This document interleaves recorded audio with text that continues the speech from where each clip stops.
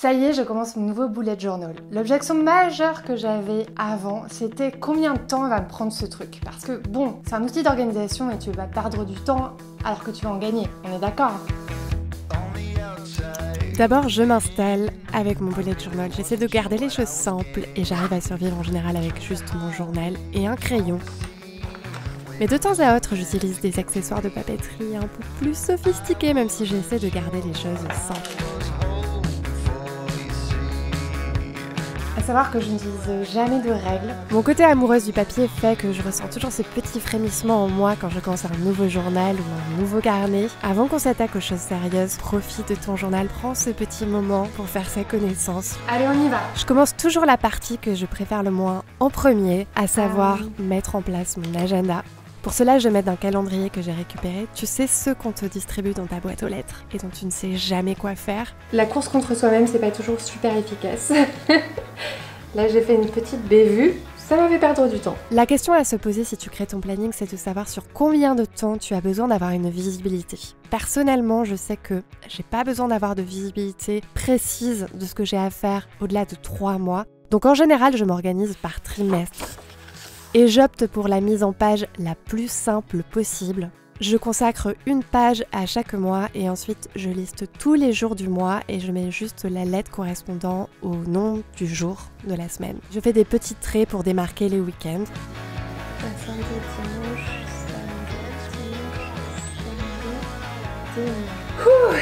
Première étape franchie. Oups. Et au surligneur, j'indique les jours fériés et les vacances. Ensuite, je vais reporter les dates que je dois reporter. Donc, les anniversaires.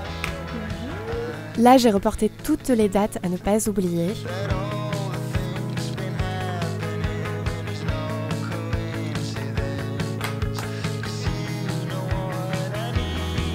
Ok, donc presque 20 minutes pour faire la gestion de mon calendrier sur 4 mois. Est-ce que c'est bien ou est-ce que c'est pas bien ça?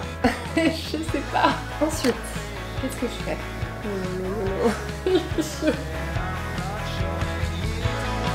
La mise à jour de ma to-do. Super. J'ai pas trop la tête à ça en fait. Alors ça c'est vraiment une partie que j'aime pas du tout. Mais ça va me faire du bien, c'est bien, ça va aller. Et c'est mieux que ce soit listé, en dehors, externalisé. Ma to-do list est donc la liste des choses à faire. Je mélange les éléments professionnels et personnels. Je mets vraiment tous les trucs qu'il faut que je fasse, sur lesquels je me suis engagée, sur lesquels j'ai une responsabilité ou que j'ai fait le choix de faire. J'essaie d'écrire une action claire à enclencher de manière à ne pas m'enliser dans la procrastination. Attends, je sais, en fait non, J'essaie de la découper en catégories pour y voir plus clair. Et là, je la remplis.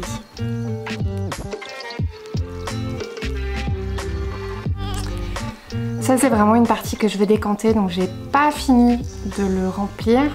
Je suis sûre que j'oublie des trucs. Je suis sûre que demain j'aurai des items nouveaux qui me seront apparus pendant la nuit.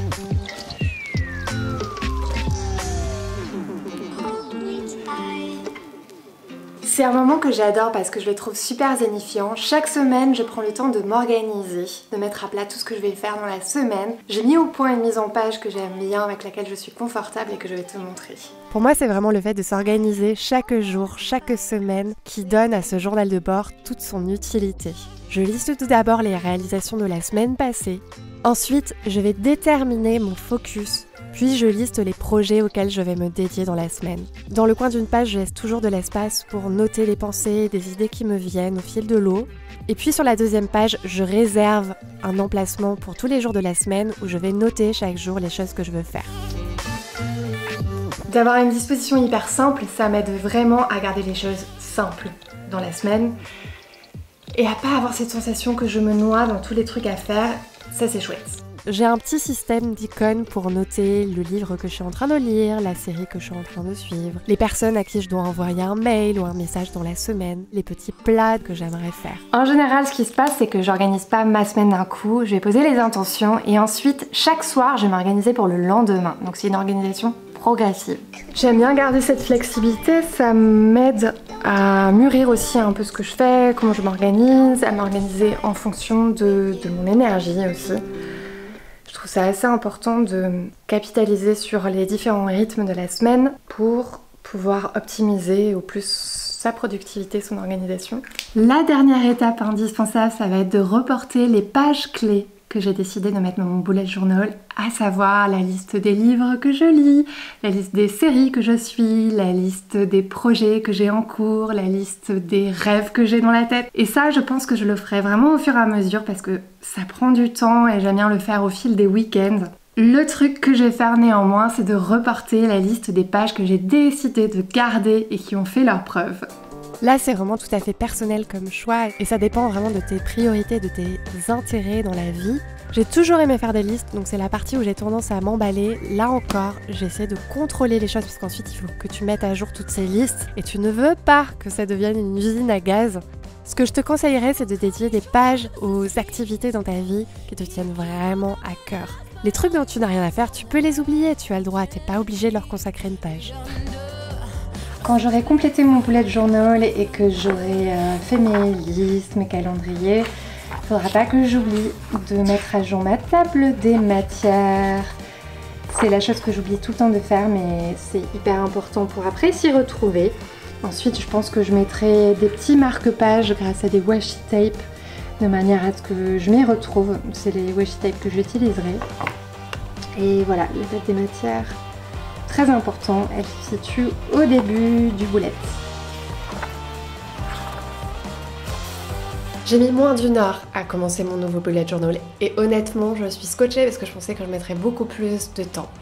Si tu es nouvelle dans le bullet journal et que tu décides d'en démarrer un, ce que je te conseille c'est vraiment de découper toutes ces étapes que je t'ai montrées au fil de la vidéo pour prendre le temps de t'approprier chacun des éléments en fait du bullet journal et de pas te sentir submergé parce qu'en fait c'est l'inverse que tu veux faire. C'est l'inverse, c'est que tu veux avoir les idées claires et te sentir bien une fois que tu l'auras rempli. Au final, moi j'ai plusieurs routines en fonction de mes objectifs et des moments dans l'année pour le mettre à jour, donc c'est plutôt un flow continu.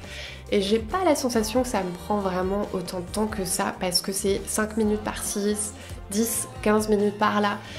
Et vraiment, le bénéfice que j'ai au final est plutôt, pour moi, en vaut la peine. Ça me démêle les nœuds que j'ai dans le cerveau et je me sens mieux après, une fois que j'ai tout externalisé. Donc ça, c'est vraiment chouette. Si tu veux plus de conseils pour bien vivre ta créativité, inscris-toi à la lettre créative. C'est une lettre que j'envoie le lundi, donc complémentaire de mes vidéos. Si tu n'es pas encore inscrit ou inscrite, eh bien vas-y, fonce sur mon blog pour aller découvrir ça. Maintenant, il n'y a plus qu'à accomplir plein de projets. À suivre.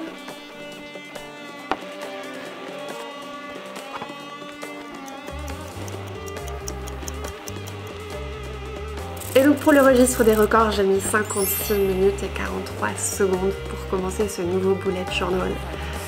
Ce qui n'est pas du tout le temps que je mettrai pour faire cette vidéo, je pense. Pas du tout.